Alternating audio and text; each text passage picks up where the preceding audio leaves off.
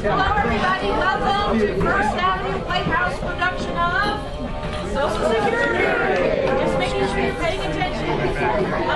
Next month, come to see Dawn Therapy, another comedy, and then in September, another even funnier comedy. Sex, please, we're 60. Just a few announcements.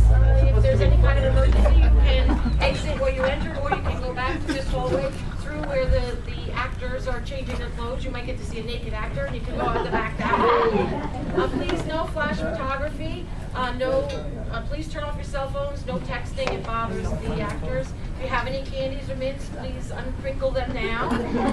If you'd like to sign our guest book, if you leave your email address, they will send you information on upcoming events. So everybody, I know you're going to enjoy the show. It's hilariously funny with very talented actors. You're going to love this one, folks. Social Security!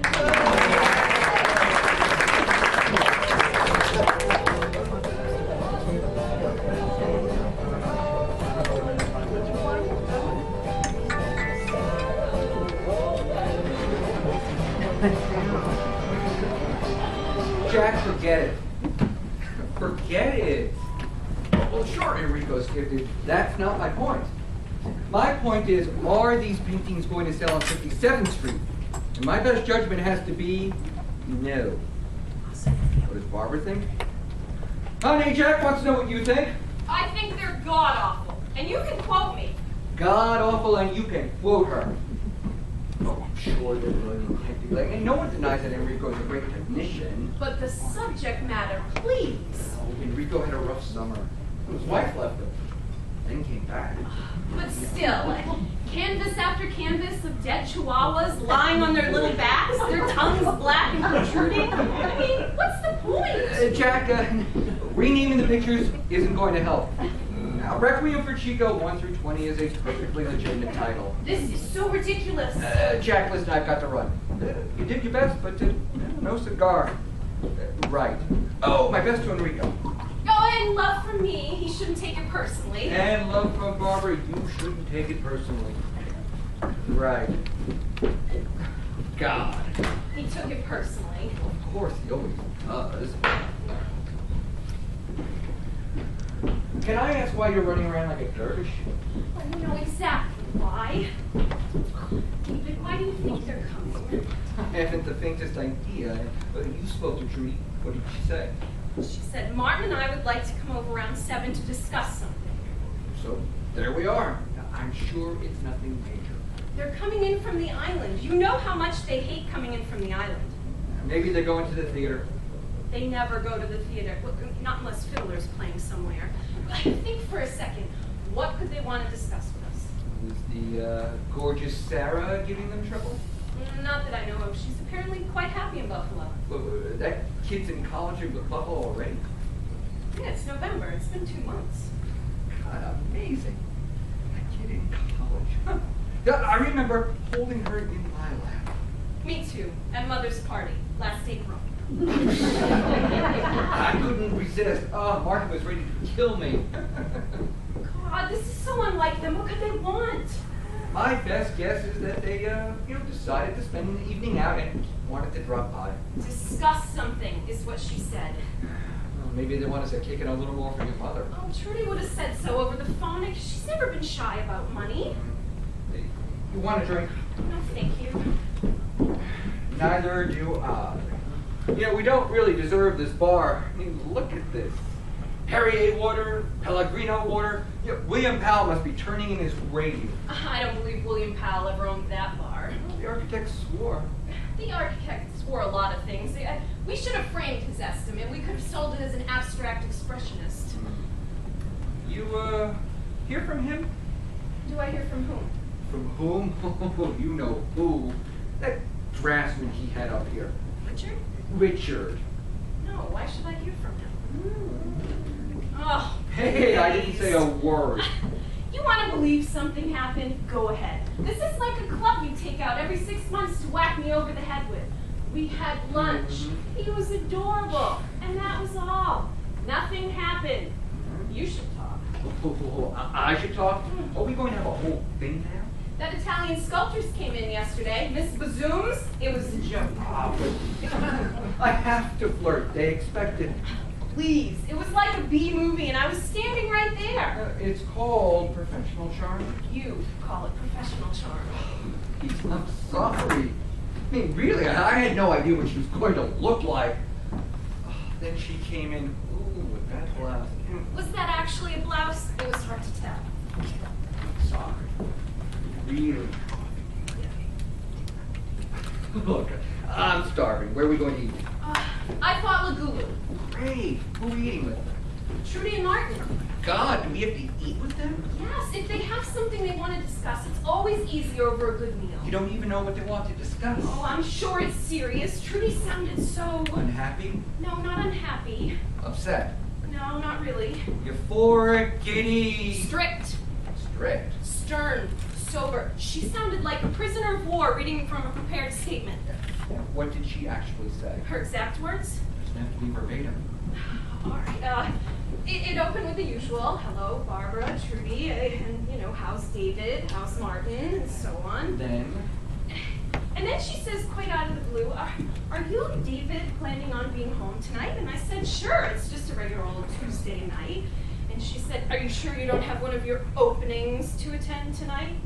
Openings, it's just how she said it, like it was a dirty word. Putting you on the defensive. And then she says in this voice, are you sure you don't have some trendy little East Side dinner? Oh, this is nothing new. She has this view of us. It's so depressing to me. And then she completes it all by saying, because Martin and I would like to discuss something with you and David alone. Alone. Think for a second. I'm not seeing this clearly, I know. Sarah's knocked up, and then what a trendy little East Side abortionist. I keep thinking Mother isn't well. If anything was wrong, Trudy would have told you over the phone. Oh my God, of course Mother died! She died! Barbara, for Christ's sake! You don't come over to someone's house to discuss the fact that your mother died. We have something we'd like to talk over with you, Barbara and David. We'd like your opinion, too. Mother is dead. I have a bad feeling. Your mother's barely 80. She's got at least 30 years left. But once she did break her hip. At a Macy's white sale. So what? It's a sign. It's a sign she's not feeble. It's one thing to break your hip just rolling off the john. She was apparently running down the aisle toward some bath towels. She's definitely deteriorating. Her hearing... Yeah, she never listened anyhow. No. I tell you, they have some crisis with Sarah. A sex and or drug scandal. I think you're rooting for that. Oh, certainly not. But it is a possibility. I mean, Sarah is a miraculous, spectacular girl, raised by a pair of yaks. Now that she's left the nest, she wants to make herself over, create herself, get in touch with life, screw lots and lots of people. Oh, God, I hope not. They'd go crazy. Oh. Now, why are you sighing? You're worrying yourself into this state. I haven't spoken with her in a week. No. Mother. Oh, it's no sin. We've been so busy. We're always so busy. Hey, you do as well with your mother as can possibly be expected. It's not enough. Well, it's never enough. Oh, God. On the button. When are you gonna fix that thing? Yes. It's like a goddamn air raid warning. What? Okay, thank you. Them? Them. I hate this. That interval after the buzzer sounds. Oh, it's in Dante. The ninth circle of hell. You spend eternity waiting by the door for someone to get off the elevator. My palms always start to sweat. God, I hope it's nothing serious. Your palm? I'm sure they'll dry right up again. I'm not enjoying your humor this evening, David, really. Hi. They're here. Are you going to make them ring the bell? Hi. Welcome. Hello. Welcome. David, look who's here. And right on time, too. Martin and Trudy are the perfect guests. Hello, dear. How are you? Look marvelous. Oh, thanks. I'm all right. Martin. David? Oh, this a new suit I see? This? No, I've had this for, 3 years, Trudy? 4 years at least. I think you're wrong. I think it's 3. It's 4 years. We were still driving the Valiant. Well, 3 or 4. It is a very nice suit. Glenn Clyde, who comes to Martin. Your suit is something, David. Oh, thank you. It's not new either, actually. Well, let's not all stand around like it's some cocktail party. Sit. And anyone here for a drink? Oh, and they have ginger ale. One ginger ale. Martin, you're a 7 and 7 man, aren't you? I never drink before 8. Well, you can pretend. I never pretend. Ginger ale will be fine. No, 2 ginger ales. Fine. Please, everybody, sit.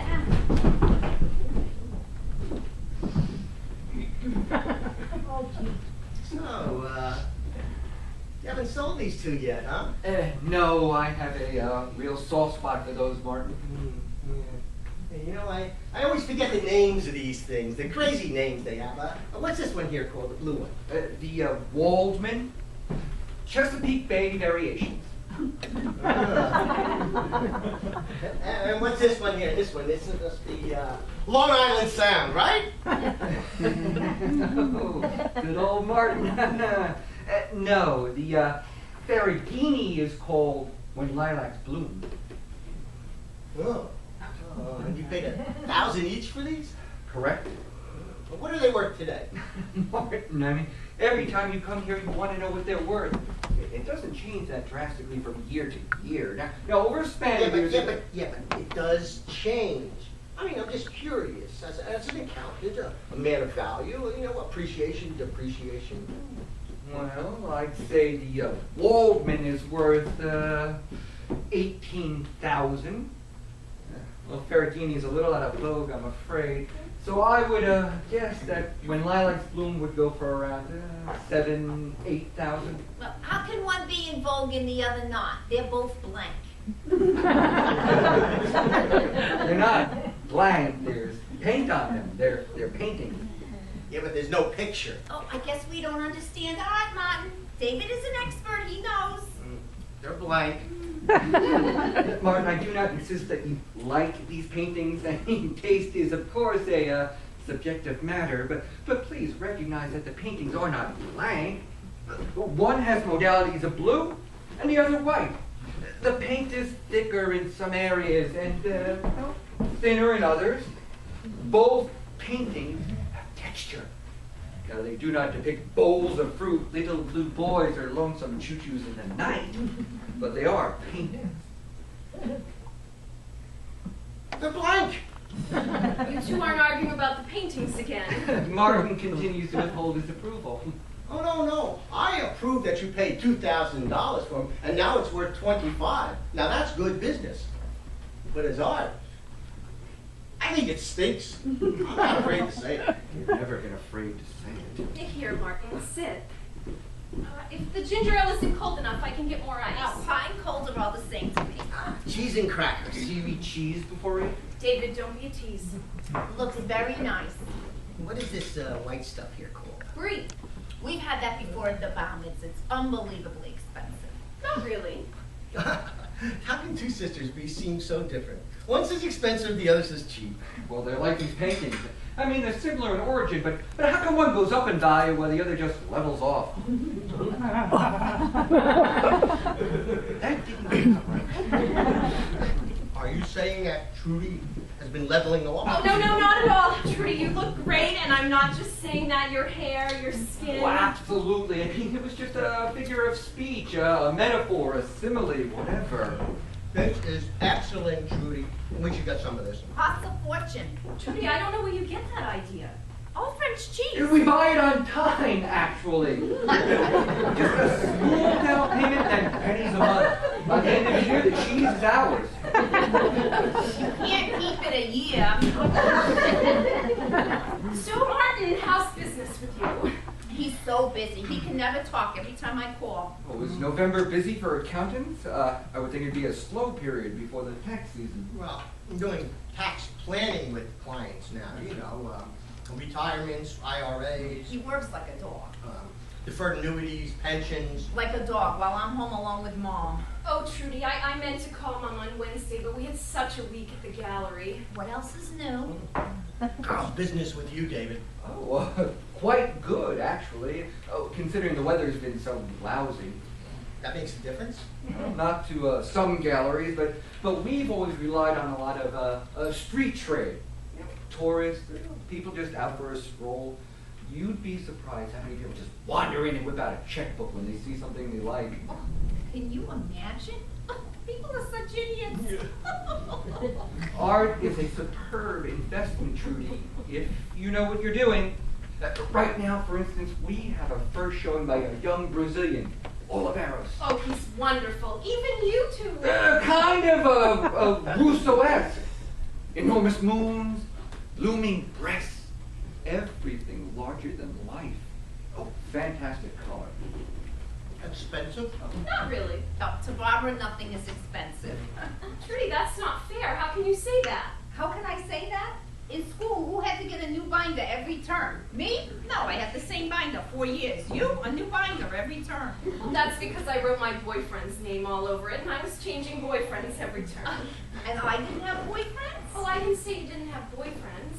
Jerry Lazar. Of course, I remember Jerry Lazar. Who's Jerry Lazar? I told you about Jerry Lazar. No, you didn't. Of course I did. I'll be at the bar if anybody needs me. So, Trudy, how's the volunteer work going? I didn't know Trudy does volunteer work. Sure she does. Oh, yes, for years now with the Brownies. Isn't that marvelous? Still Mondays and Thursdays, Trude? I still remember those pictures you showed me once. She had the most adorable group of little girls. I quit. You quit. Oh no, that's a shocker. I had no choice. The Brownies forced you out? And it was Mom. Mom? Oh, how is your mother? I haven't spoken to her lately. She's impossible. She forced me out of the Brownies. That's unconscionable. Trudy, She didn't want me out of the house on Mondays and Thursdays. you're home every other day. Every goddamn day. Oh, yes. It's been very hard. We have a situation. I see. Mom doesn't want me leaving her alone. She insists that I stay home. I have to be with her around the clock. We'll get some help. We'll gladly pay for half, 3/4. Whatever, absolutely. Is this what you wanted to discuss, Trudy? Is it, Mom? Because I've told you 100 times, anything you want to do, you just give me a call and I will sit down and write a check. Oh, the sky's the limit in that department. Is it this thing with the Brownies, Trude? Is that what you wanted to discuss? Because my opinion, for what it's worth, and you have Mom, so I defer to you because you're an absolute saint with her, and she loves it with you out there in Mineola. But my opinion is that you get a girl to be with Mom twice a week, 3 times, whatever you want, and you go back to those Brownies because I know how much that means to you. Oh, I could not agree more. It's not that simple. It's a complicated issue. It affects Mom. It affects us.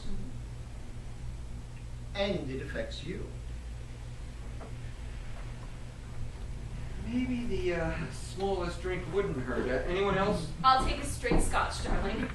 See, Mom doesn't want to be home alone. She doesn't want help. She has to be with her children. Trudy, Christ, that's totally Now, you unreasonable. can't argue with her. She plays deaf. Write her notes. David, She doesn't read them. Trudy has left her notes. She spits her half-eaten sour balls in them.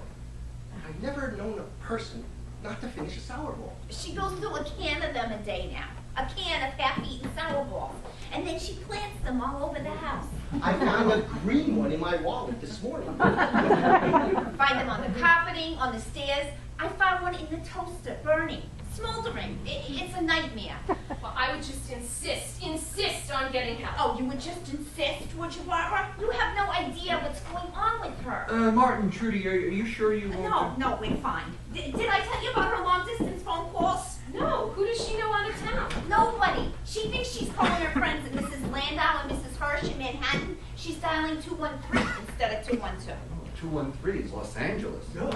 You should have seen our phone bills last month, over $500. Oh my God. Yeah, you see, they pick up, she just stops talking. You know, if we're lucky, they hang up. But other times they put her on hold. Yeah, for a half hour on day rates, she's conversing with static in Beverly Hills.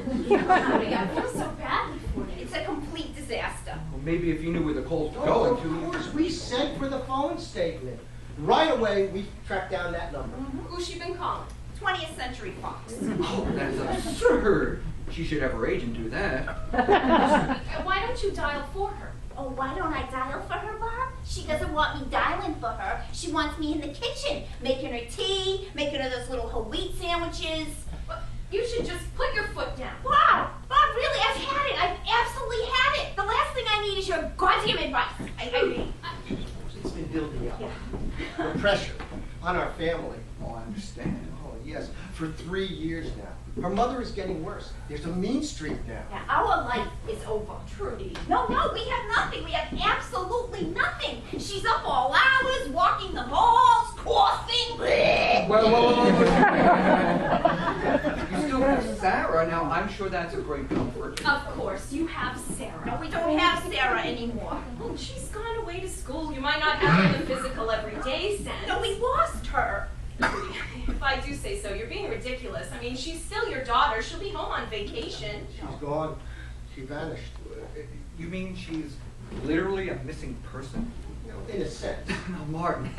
Either she's missing or she's not missing. We're not having a metaphysical dialogue. Okay, we're having a problem with her. All right, Barbara and David, that is why we're here tonight. That's what we came to discuss.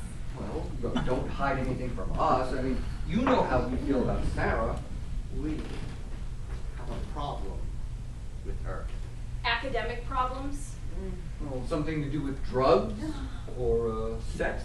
You know, if we hadn't been stuck with Mom, we could have seen this coming. We could have done something. No, I don't think so. No, absolutely. I'm sure of it. I know we Trudy, could what have. exactly? Oh, okay, Martin, you just tell them. Okay, tell my sophisticated sister and brother-in-law. Trudy, go ahead. She's been very upset. It's been a difficult week since we found out. Now, Martin, what precisely is the matter?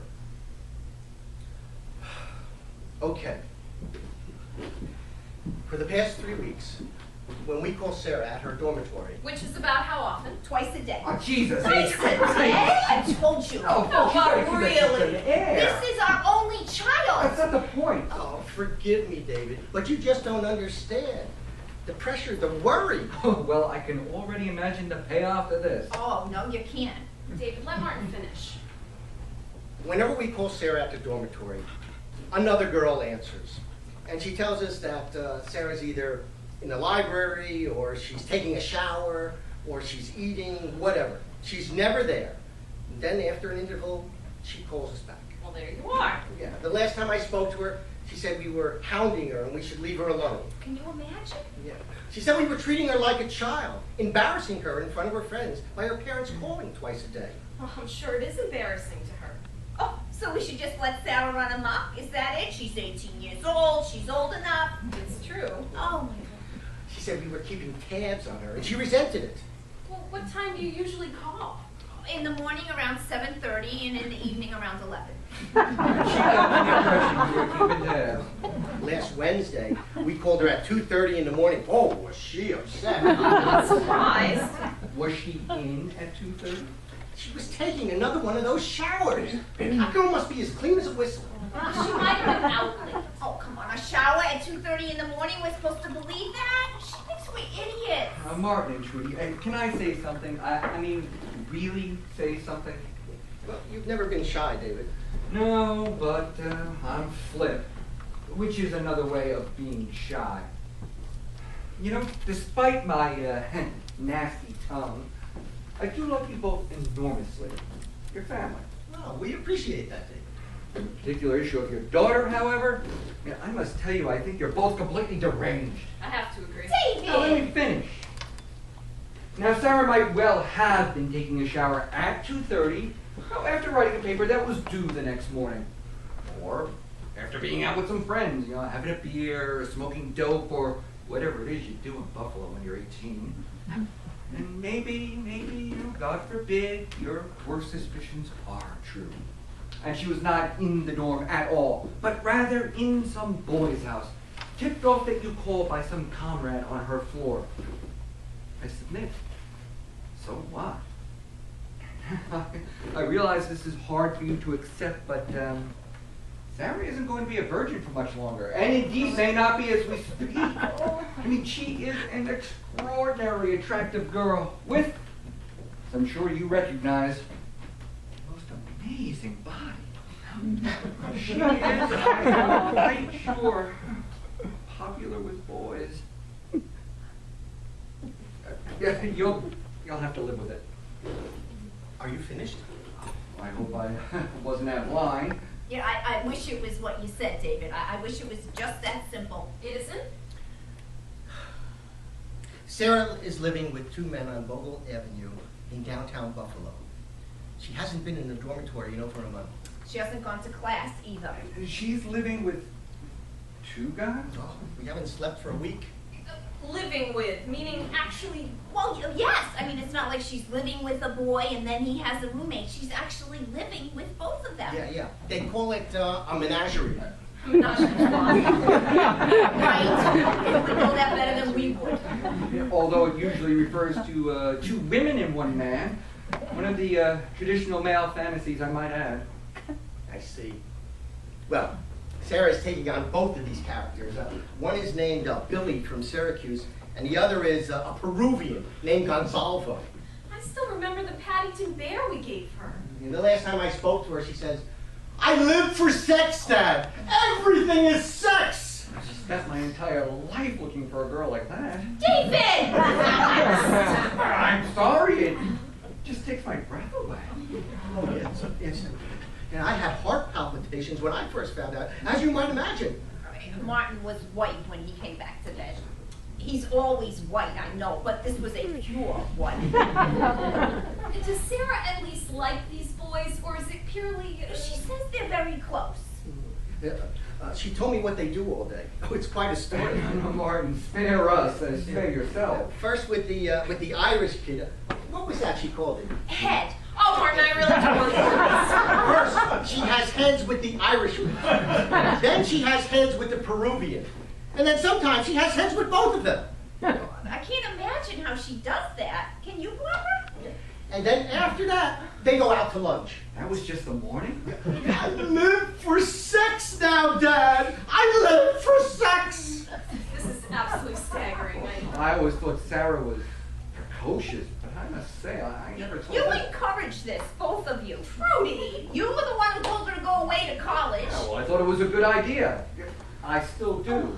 Martin, tell him what else she said. Oh no, Trudy, we get the picture. This is obviously very painful for Martin. You should know everything. After all, you've always treated her like a daughter.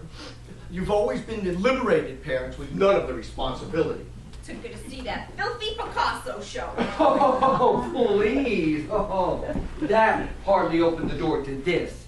Thousands of people saw those paintings and went home to their husbands and wives and children. Trudy, I resent the implication that we're somehow responsible for this. I'm sorry. I'm upset. It's just been... You know what, David? I think I will have a little scotch, okay? Oh, of course. Yeah, but just put some in there, just a little bit. It's fine. Thank you. Hey, Martin, it's 7:45. You sure you won't take a little head start? No, I'm a very disciplined person. Well, this is a uniquely stressful situation, Martin. We certainly understand. No. This is one time when I have to have total self-control. She told me things!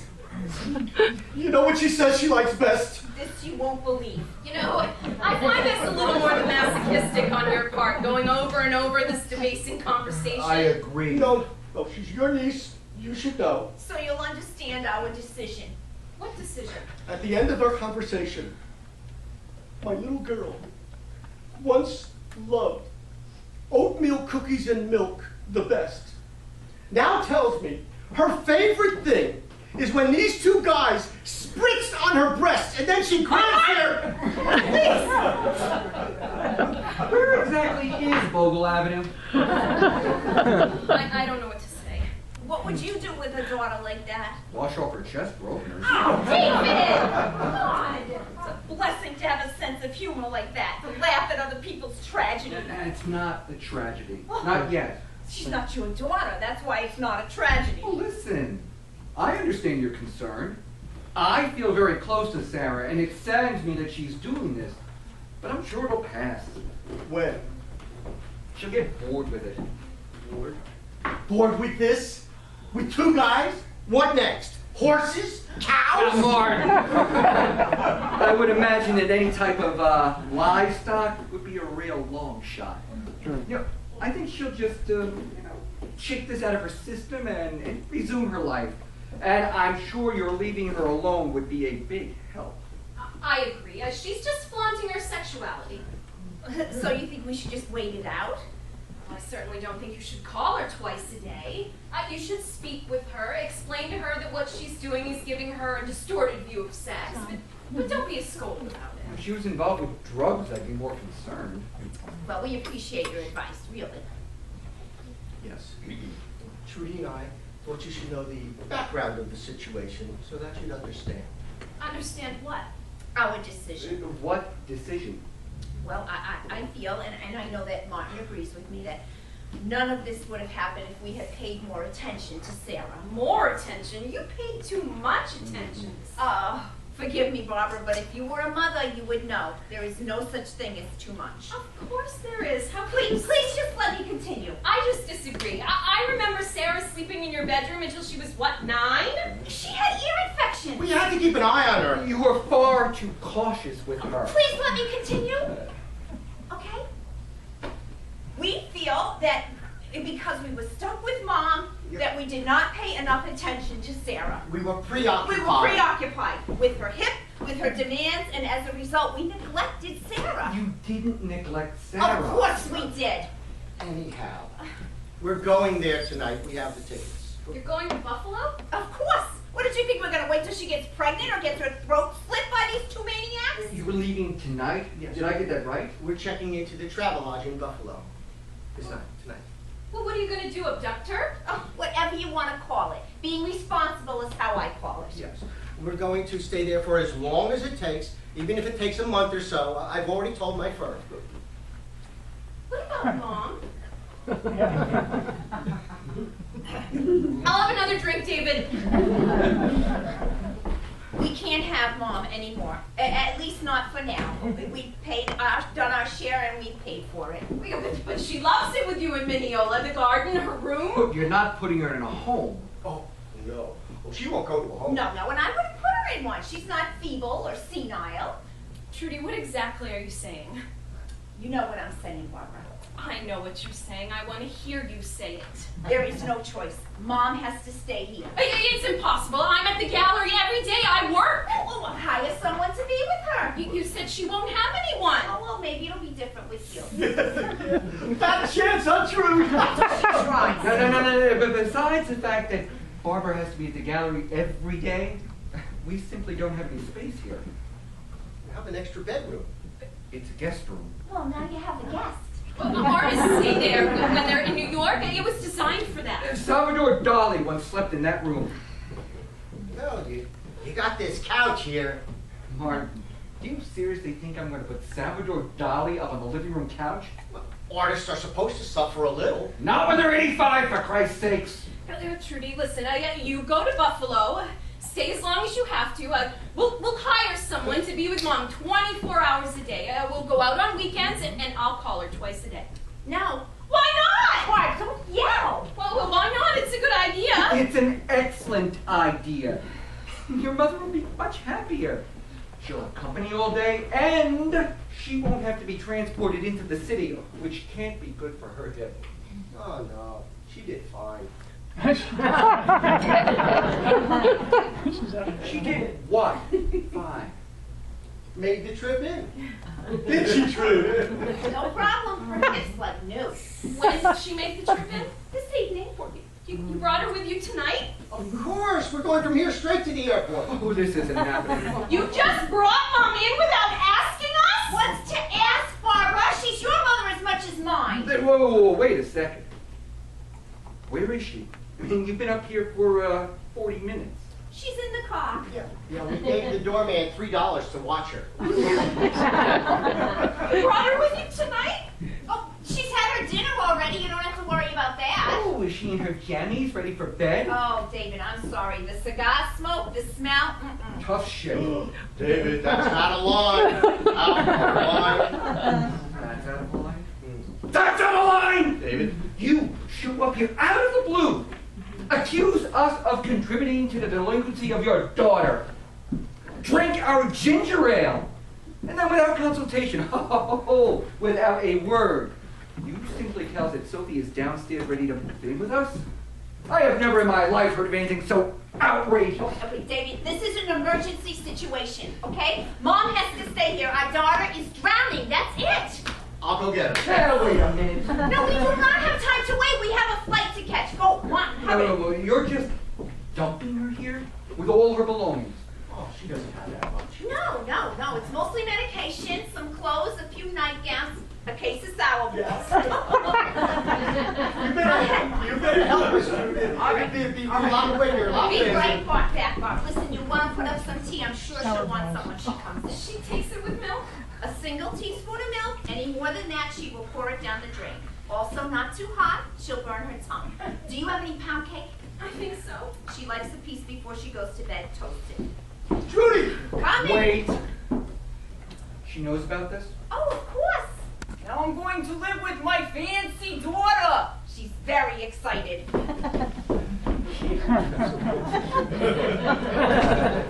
God, David!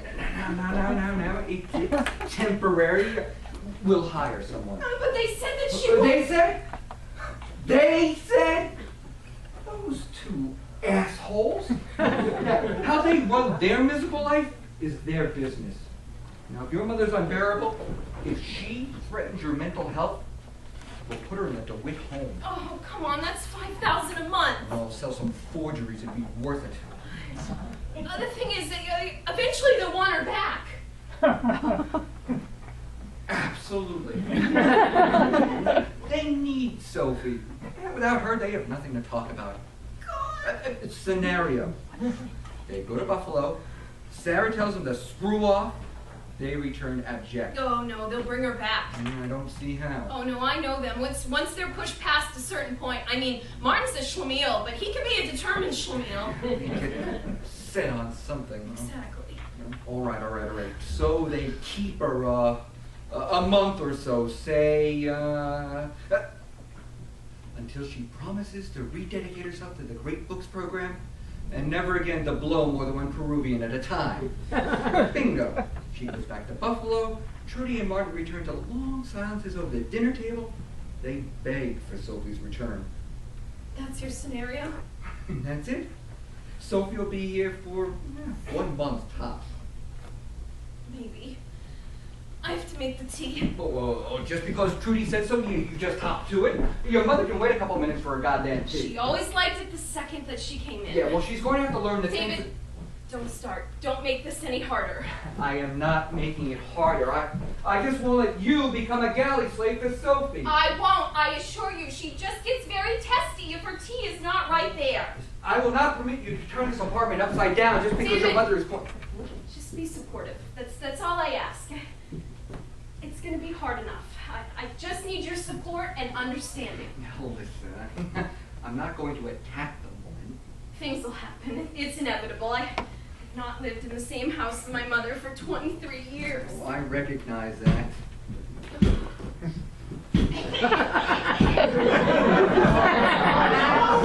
Oh my God!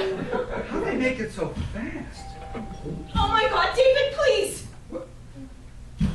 She's your mother. David, I can't handle her right at the door, please! Oh, all right. But just remember, I got the door first.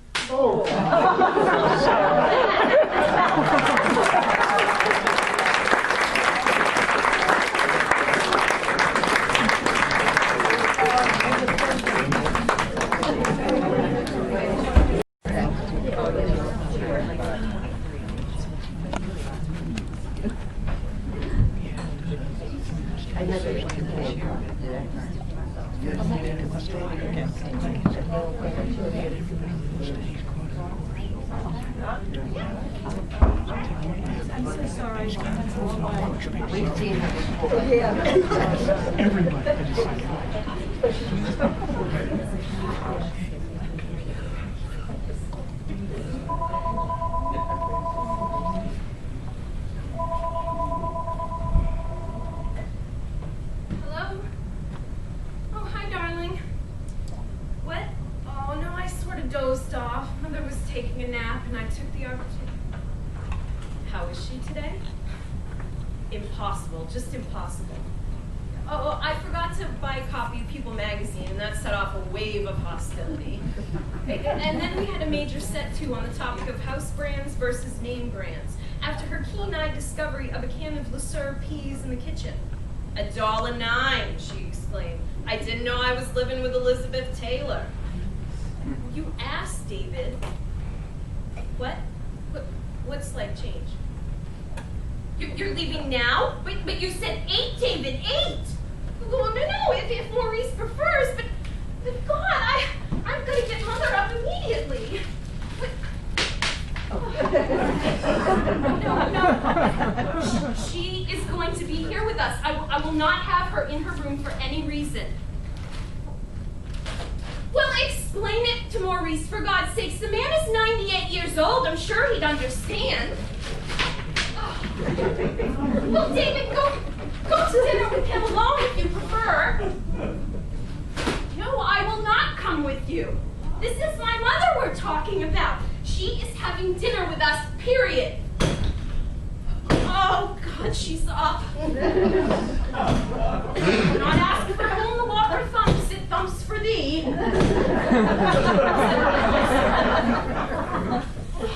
What? Yes, I'll wear your favorite dress. Yes, I'll look sexy. Feel sexy? Oh, I'm sorry, that's impossible as long as she's here. Well, look who's up after the most enormous nap. You on the phone with David, Mother? Yeah, she just had quite the little snooze, and she's in a better mood, feeling a little more chipper, I hope.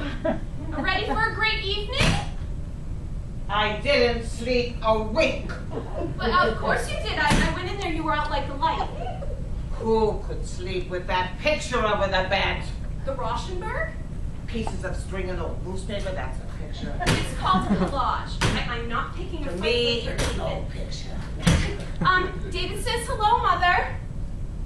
And she says hello back. All right, darling, I'll expect you and Maurice in a few minutes.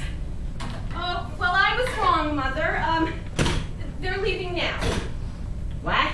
I said they're leaving now! Who? David and Maurice Koenig. I thought they were going to be here at 8, but well, apparently Maurice has been here since Monday, and perhaps he has a little jet lag. But in any case, I think our #1 priority is to get you dressed and all spiffed up. Where did you get these? Those? Your Jensen. What? Your Jensen! Just like the ones we had. Did we have butter knives? I don't recall. Call Trudy. She'll remember the beautiful butter knives we had. Next time I speak with her. The pattern was a little different. It was called the Lock Sheldrake Arms pattern, after the hotel we went to. Remember? I don't actually. You don't remember the Lock Sheldrake Arms? Well, how old was I? 2.5. Well, how could I remember that? We stayed in the new wing even. You have any idea what that cost, even in those days, so you could have a breath of fresh air? Mother, I'm not disputing that we stayed there or that it was a sacrifice. I simply don't recall the event. They had the new wing and the old wing. Your father and I stood at the front desk, and guess what he said? Even if it cost more. That we should stay in the new wing. What? That we should stay in the new wing! That we should stay in the new wing. Mother, I think that's wonderful that you did Oh, that. and those melon balls you were so crazy about. What? You don't remember those either? How am I going to remember that? I was 2 and a half in 1946. What? Mother, why are you shaking your head? No reason. There must be a reason. It's just amazing to me what happens. Meaning what? How people change. People. Anyone specific? What? I said, are you referring to anyone specific? You know, people, if you're talking in general, of course they change. Perhaps it's true, I don't know. But if you're talking about, say, me, your daughter, I'd like to know what you mean. How have I changed? There's no reason to analyze everything. I'm not analyzing everything. I would just like to know what you mean when you say Nobody's changed. Everything's nice. Mother, we really need to get you dressed. this look gorgeous. This is a fish, Popsy? Yes, Mother, it's a cold mousse of pike, and I have a Pernod sauce I can use with it. So, it's gefilte fish. So it's gefilte fish? No, Mother, I just told you it's cold mousse of pike, and if people want, I can add a Pernod sauce. To me, it looks like gefilte fish. Well, I'm sure there's some family resemblance, but the dish is called pike, cold mousse of pike. You wouldn't serve gefilte fish, is that it? It's not that I wouldn't serve gefilte fish, I just don't find it a very festive dish. I'm not ashamed of it. What? Stop shaking your head! Why are you getting so upset?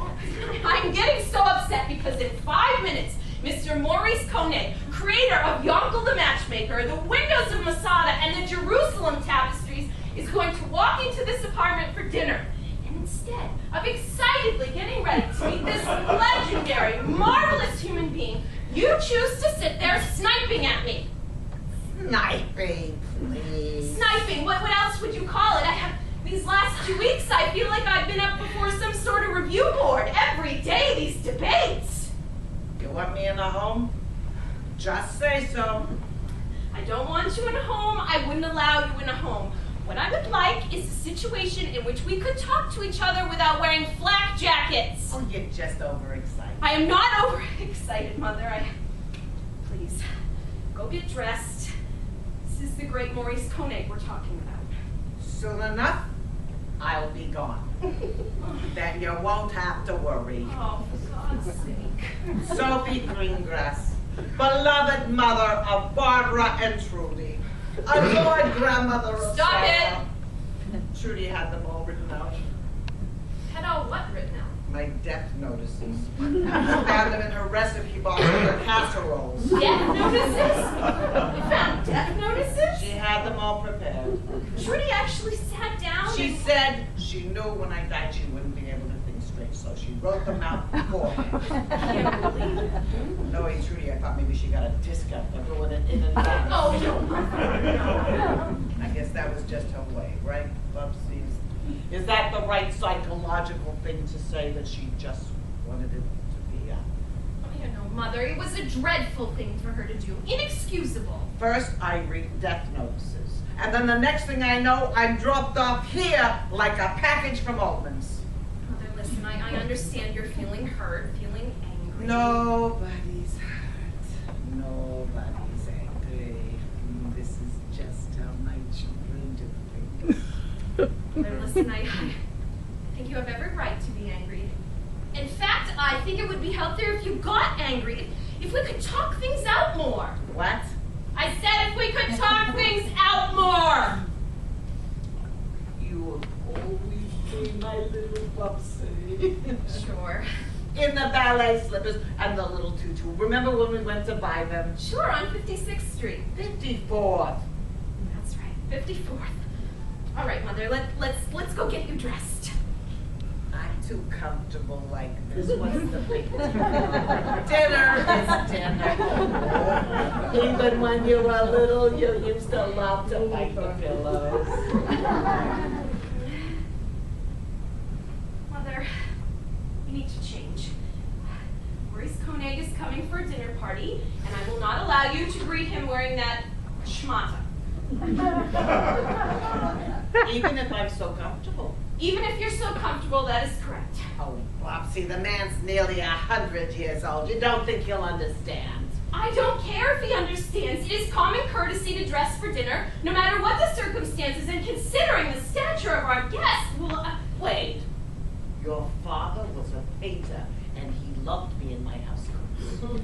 Father was a house painter, and we didn't love you in our house coats. Of course he did. He didn't. I specifically remember him coming home at night and opening the door and saying, "Again, a house coat?" That was his humor. That was not his humor, Mother. Please, this is absurd. As a favor to me, go now and get dressed. I never did you a favor? Oh, that's a good one. No, Mother, I didn't say you didn't do me any favors. Mommy, I'm thirsty. Who's there at 2 in the morning with a glass of seltzer? Casper the ghost? Mother, you did me countless favors. All I'm saying now is, as calmly as I can, before all my internal organs explode and I fall dead on the floor, would you please get out of your house coat before David and Maurice Koenig get here? That's all. Okay. Okay. Oh, okay. thank you. Okay. Okay. Okay.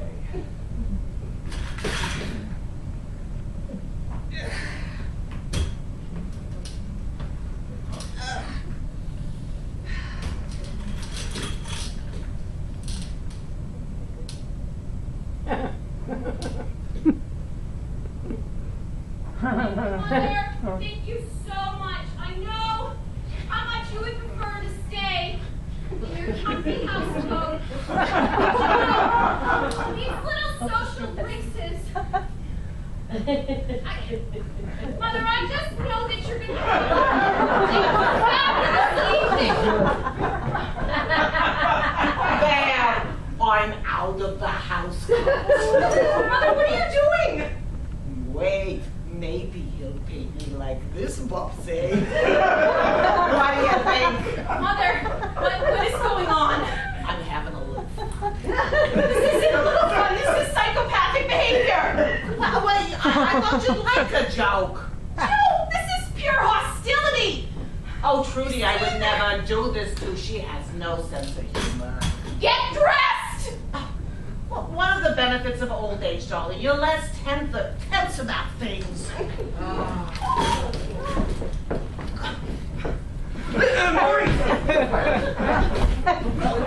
it's a closet. What? It's a lovely closet, but it's a closet. Thank you, Mother. Mr. Koenig is in the closet. Well, I'll wear the fancy black dress, okay, darling? Will that make you happy? What the hell is going on? You put him in the closet? Just calm down, darling. It's only a dinner party.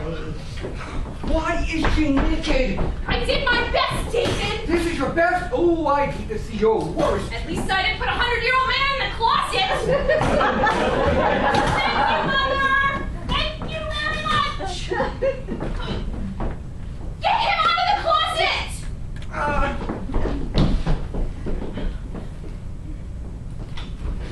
Maurice! Oh my God, what a terrible mistake. The apartment was recently redone. Barbara, my darling. Maurice. The low point of my entire life. Okay. Rock bottom. Enough, David, enough. How are you? I am wonderful. Why was she running around here naked? Can we discuss this later? No.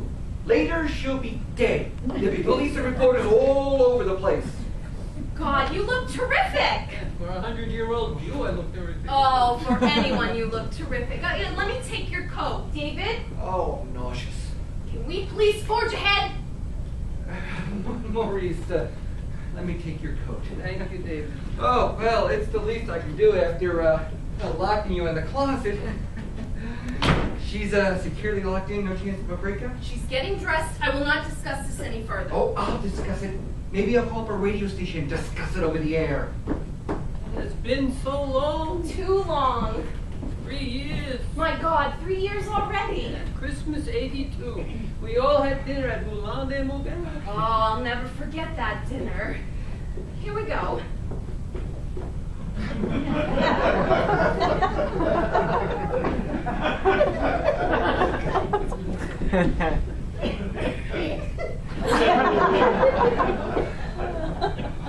How was New York? Good? Very. The Museum of Modern Art has an idea for my 100th birthday. God forbid, a retrospective, the entire museum. No. Oh, isn't it staggering? Picasso, now Maurice. They're calling it Koenig, from Yankel to Masada. We had lunch with Bill Rubin. He gave us the whole spiel. It's absolutely incredible. I told him if I am not here, proceed without me. Oh, you'll be here. I think even Maurice, with all his honors, was overwhelmed. Absolutely. To imagine such a thing. Oh, it's so wonderful. And then I saw the show at your gallery. Yes, the Oliveros. Maurice absolutely flipped. The colors. Isn't it great? Like Nolden. I'll have to write Julio in the morning. Oh, when he finds out that you like the show. Excuse? I said when he finds out that you like the show. Maurice, some wine? Wine would be lovely. Snookums? Thank you, dear. A big glass. Maurice, I made a little appetizer. I know it's nothing compared to what your cook whips up, but... Goodness. Gefilte fish. No, actually, it's a cold mousse of pike, and I have a Pernod sauce if you'd like. Gefilte fish, this is not served anymore? Oh, no, of course it is. Of course, what is? Of course, gefilte fish is still served. Oh, sure. There's a lot of new gefilte joints that have opened up recently. Gefilte King, House of Gefilte, KFG. I know you are joking. You know, David, Maurice, you'll have some? Of course. David told me your mother would be joining us this evening. Oh, yeah, she's getting dressed. I think it is marvelous. Maurice and I were discussing the extended family on the way over. Needless to say, I was singing its praises. It is very rare in America, I think, today. Quite sad. I suppose. She has lived here long. That depends on how you define long. Just a few weeks. She used to live with my sister Trudy and her husband Mark. And their lubricious, full-breasted Sarah. Out on Long Island. Yes? And then they left town somewhat abruptly, signing us with the care and nutrition of Sophie. Maurice, about my mother, Yes? she has, what you could call it, a strong will. Of course. One never really knows what direction she might go. I think what Barbara means is that Sophie isn't used to dinner parties. That's not what I mean. Excuse me. I just, she. Yes? She's your mother. Oh, yes, that's it.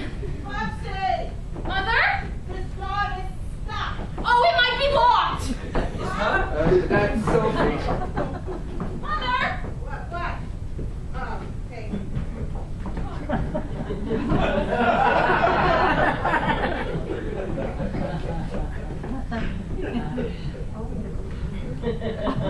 Billie Holiday. We weren't expecting you. Fresh boy. Please don't. You'll be up all night. My pleasure.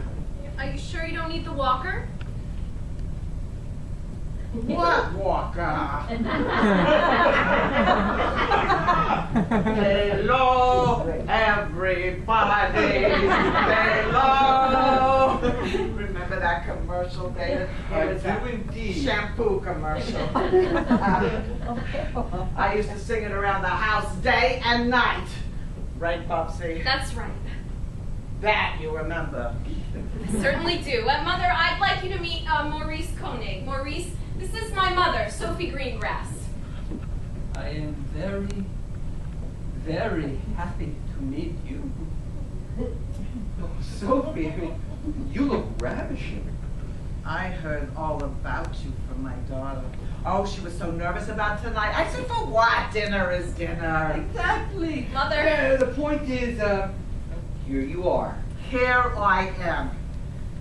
So, let me just sit. Thank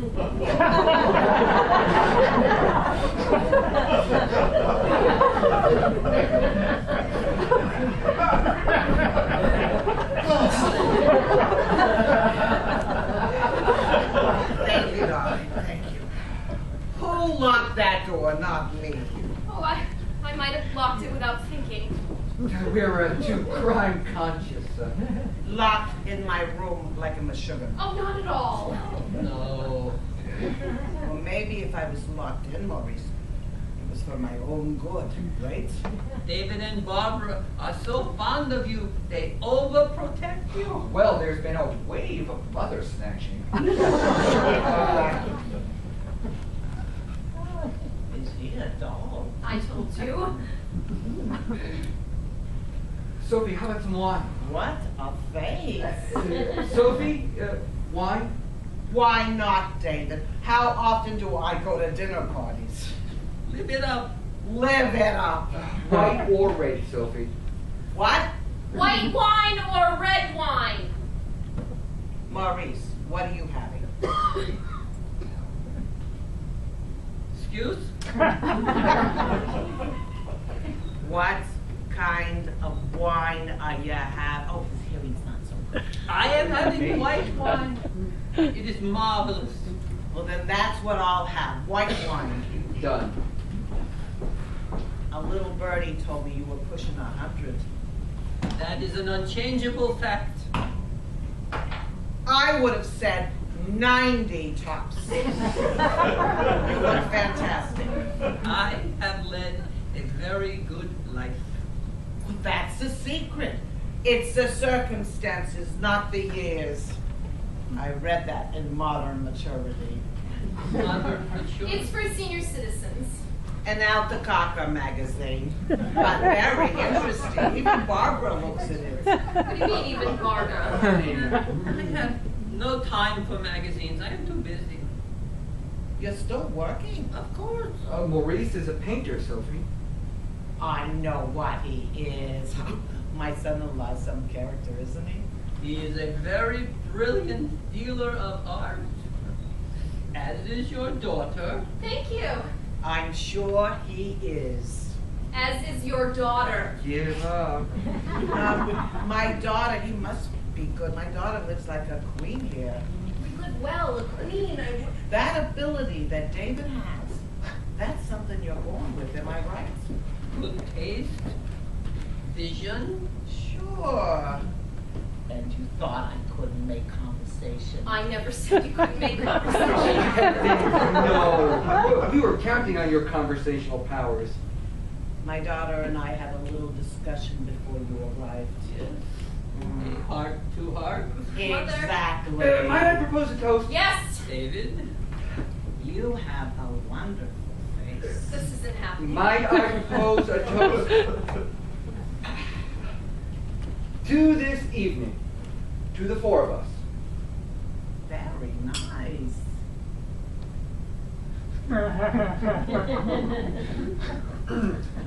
To our continued good health and creativity.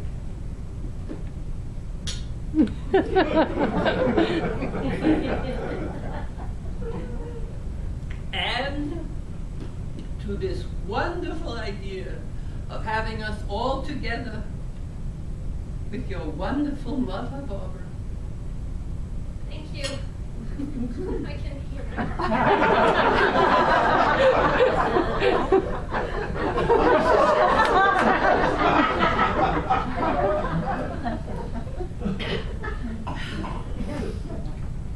You remind me so much of Sid, my late husband. He doesn't really look like it. He was a painter too. A house painter. I know that's not the same. But It's an art. But it's an art. Bobsy, remember what they used to call Daddy?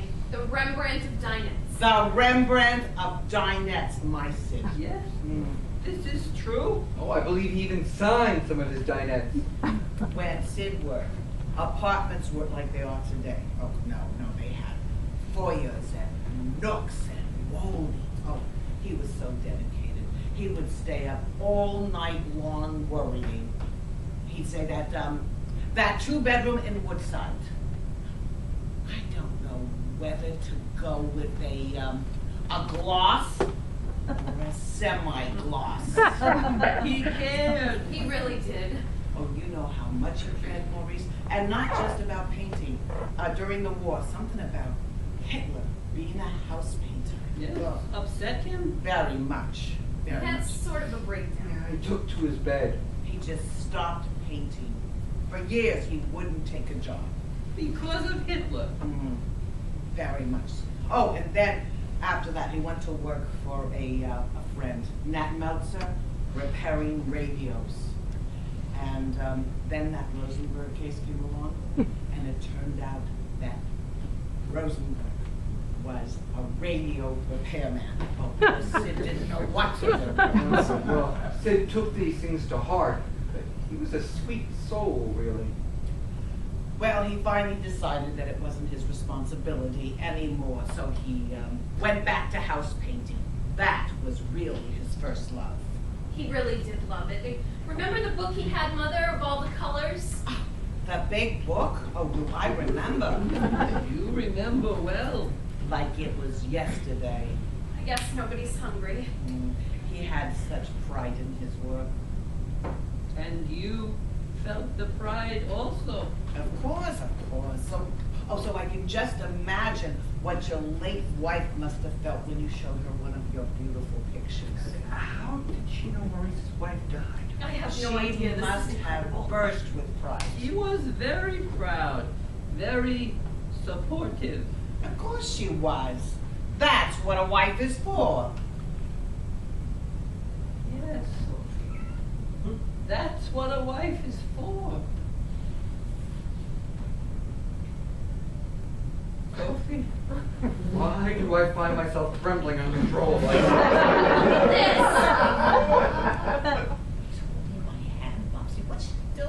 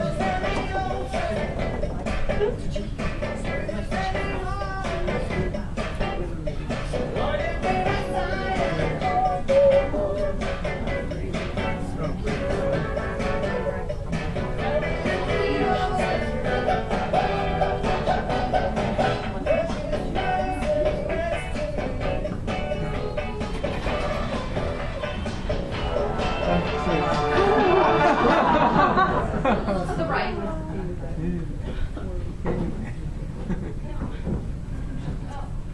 No. That's it.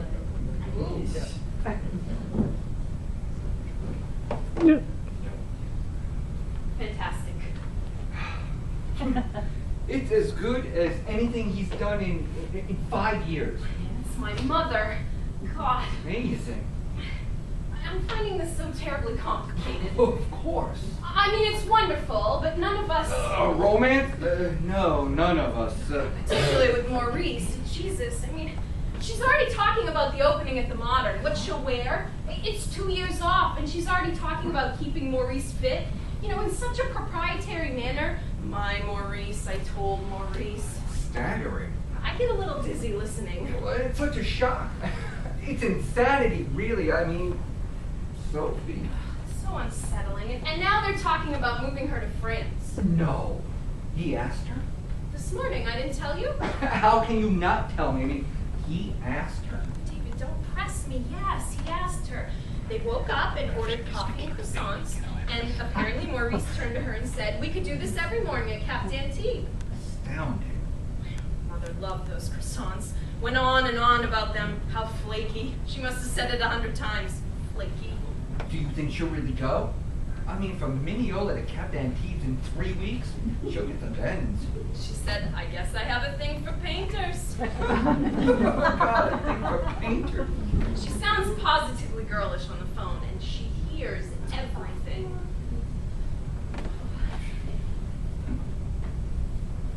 You think I look like her? A little, amount. I suddenly feel like her mother. Is it crazy that this picture can make me feel so sad? I mean, I'm exhilarated by it and wiped out by it at the same time. You see yourself. I see myself. I see. What? I don't know. I just feel so strange all of a sudden. How sweet. David, are we all right? Of course we're all right. I mean, you don't feel like there's something missing? No. Really? We're married 16 years now. So what? So what's the point, I guess? I mean, people change, things happen, and all we do is comment on everything. That's not true. I just feel stuck, absolutely stuck. I mean, when Mother was here, I had no libido, and then she rediscovers sex, and she's gone, and I keep thinking of Sarah out in Buffalo, on fire with sex, just on fire with it. The two of them, 60 years apart, burning at different temperatures. And you're in the middle. Buried in the middle is how I feel. And, no kids? Is that part of it? No, that has nothing to do with what I'm talking about. Which is? I just need to find that fire again. Both of us do. Fire? I'm talking about sex, David. Remember, sex? I remember it with great fondness. You're getting up? Oh, I simply don't believe in hammering things out all the time. You always do this. You avoid any sort of confrontation. I believe in going with the flow. Well, what if there is no flow?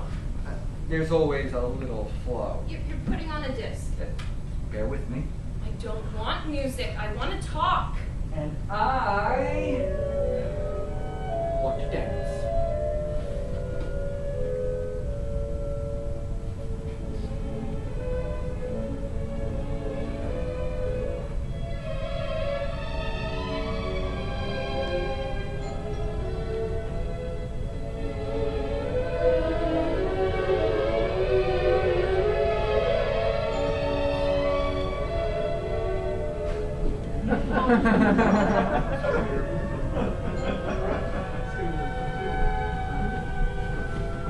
Oh, David.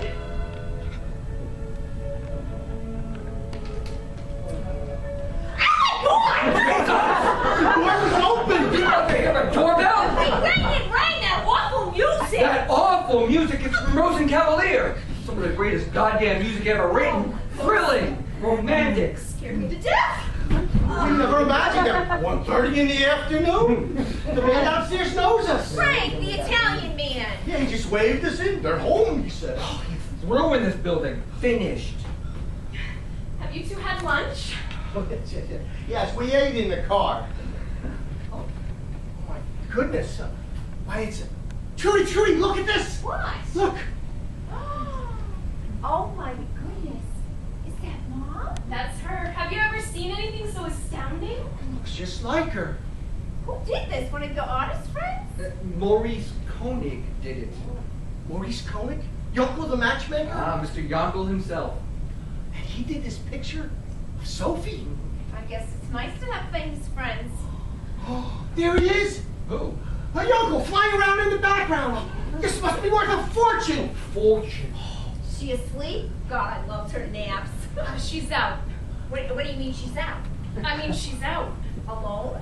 Well, not really. 50,000, I'm just guessing. 50 million. Seriously? Mother! 50 million. Mother, we're back! It's Trudy! Trudy, she's not in there. Her walk is in there. She doesn't use it anymore. She doesn't. Oh, I don't like this. David, has something happened? I mean, the old lady hasn't... She's alive, isn't she? Sure she is. And we wouldn't let her death just slide by. There's no clothes in there. Where are her clothes? Trudy. Barbara, what's going on? Plenty. Trudy, Mother hasn't been here in a week. She hasn't. Where is she? Oh my God, you threw her out! I'm not surprised with your way of life. We didn't throw her out. David, We have a major announcement. Major. an announcement. Barbara, please. Mother is with Maurice Koenig. They are having what has to be called an affair.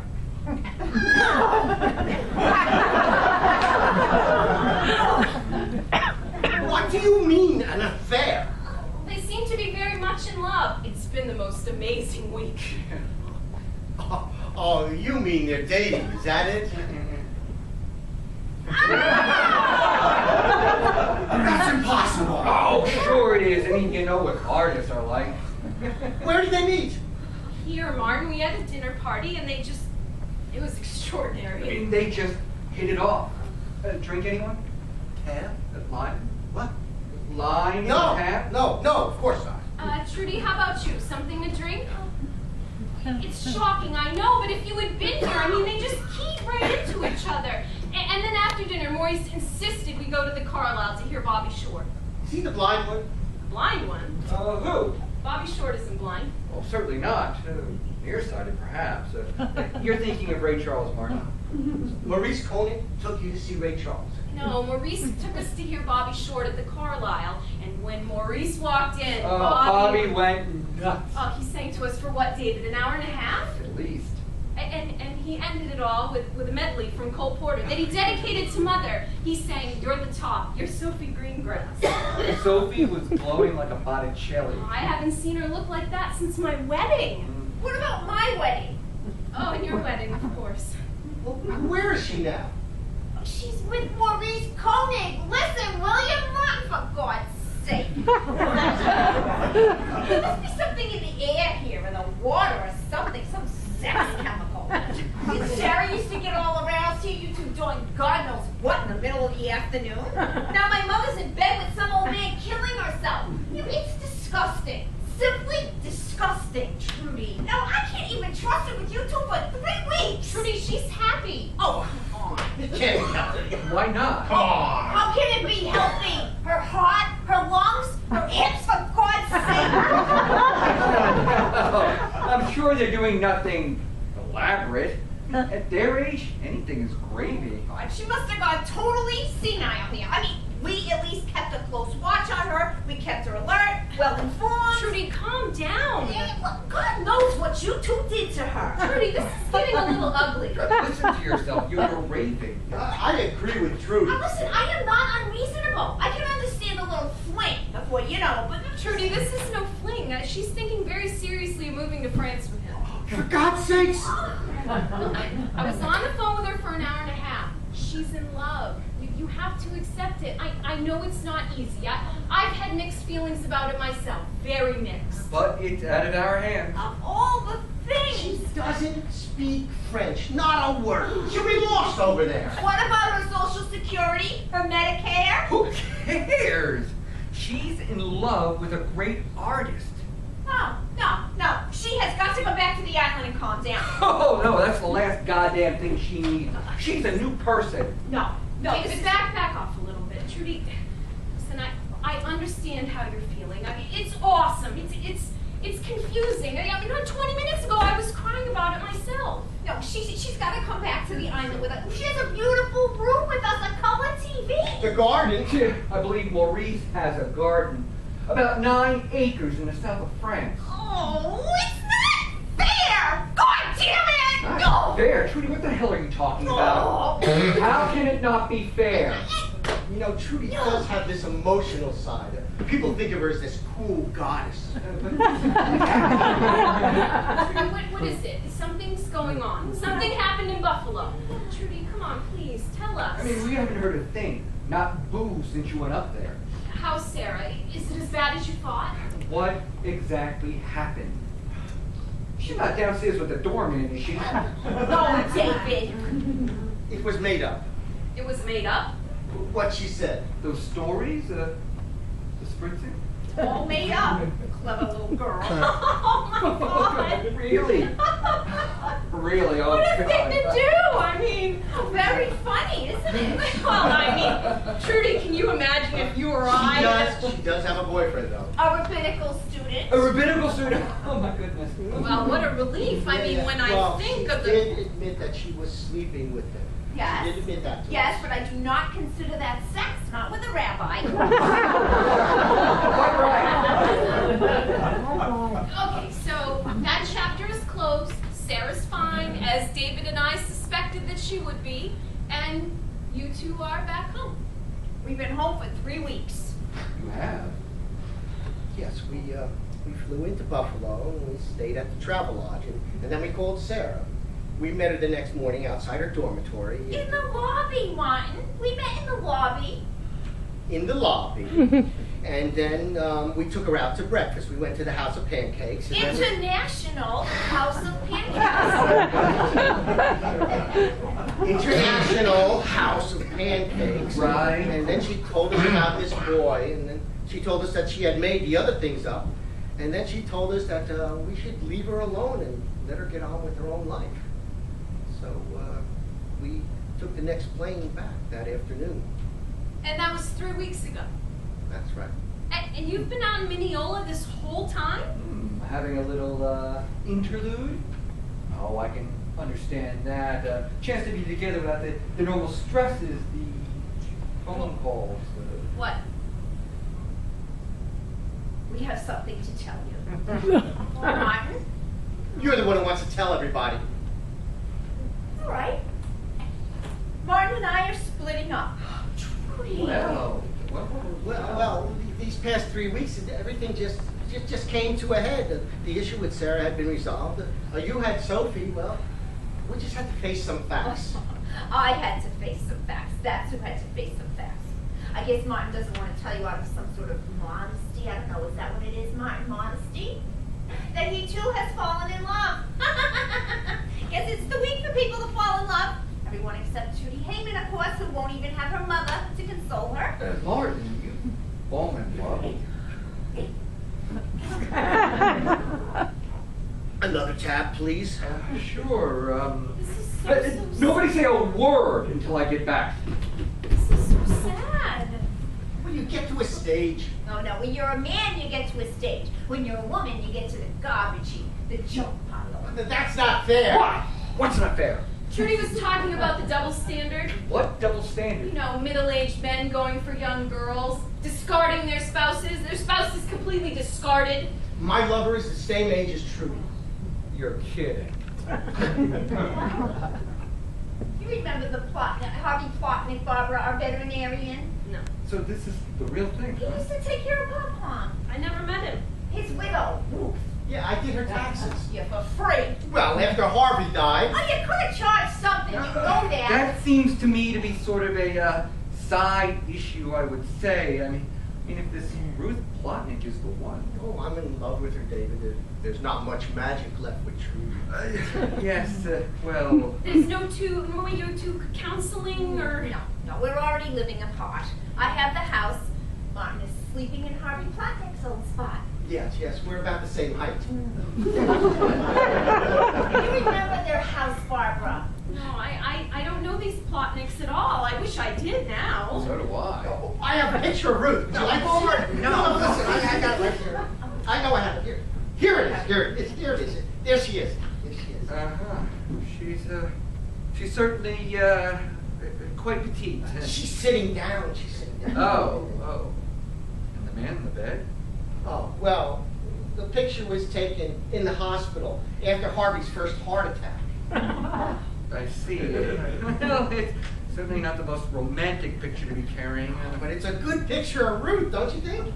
She certainly seems to be smiling brightly, considering the circumstances. I'm sure she is. She had reason to smile. Trudy! It's Mother. Oh my God! Sounding chipper. Oh my God! I can't face her like this. No, I cannot face her like this. I'd rather not be here myself. Oh. Yeah, well, you can hide beneath the cushion. Oh, no. Go out the kitchen, the service entrance, take the freight elevator. It takes a while. Ring twice. Okay, thank you. Oh, Margaret, you have to tell her what happened. I don't want to give her the satisfaction. She never liked our marriage. Oh, Trudy. Oh, please, please, and tell her she has to come back to the island. I can't face it out there by myself. Please. I'll Tell call her- you tomorrow. Tell her I'm thinking about her, and I'll get in touch with her. Sure you will. Goodbye. Goodbye, Martin. This is insanity. I'm coming. Oh, just let me get this. Oh, what- I feel like the sole survivor of an earthquake. Who's left? We are.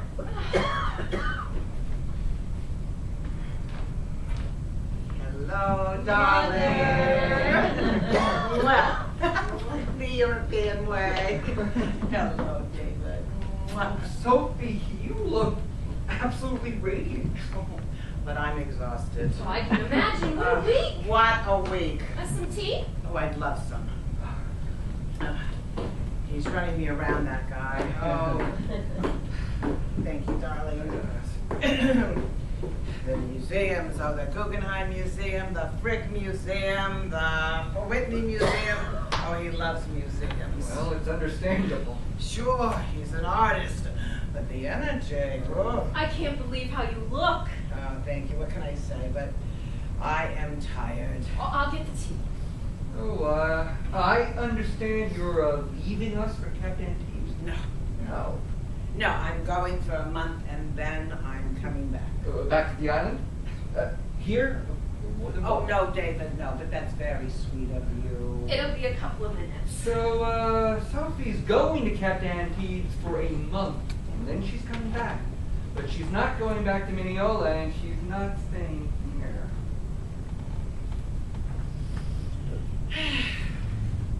He bought me an apartment at the Carlisle Hotel. No! Oh. Sophie, you're a concubine. When he said it for a minute, I thought, I cannot do this. I cannot accept this. And then a minute later, another thought came to me. Take it. Take it! Oh, very wise decision, Sophie. I think so. He's such a darling. He's so considerate. Such a gentleman. So much like Sid. I guess in a way he is. So, when are you going to France? Next Tuesday. Have you ever been on that Concorde plane? No. No, that's what we're taking. You never know when things will happen. Well, this is true, but this one is for the books. So, what did they do? Go out the back way? Oh, Martin and Trudy back downstairs said they were here. here we are. Thank you. They went out the back way. They're having some trouble, Sophie. Mm. I'm not surprised. They splitting up Yes. over the Plotnik girl. Who knew? Of course, that's been going on for some while now. I think even before the husband died. I'm in total shock. Mm. When he started doing their taxes for nothing, I knew something was up. Trudy is desperate for you to come back to Mineola. I will visit. I'll come weekends, but I won't move back in. She's got to do it by herself. She's a wreck. I never saw her like this. Oh, she's always been a wreck. She just never knew it before. You know, this might be good for her. And then again, it might not be. That certainly covers the possibilities. Oh, listen, I have got to take a nap. And you should too. We're all going to the test tonight.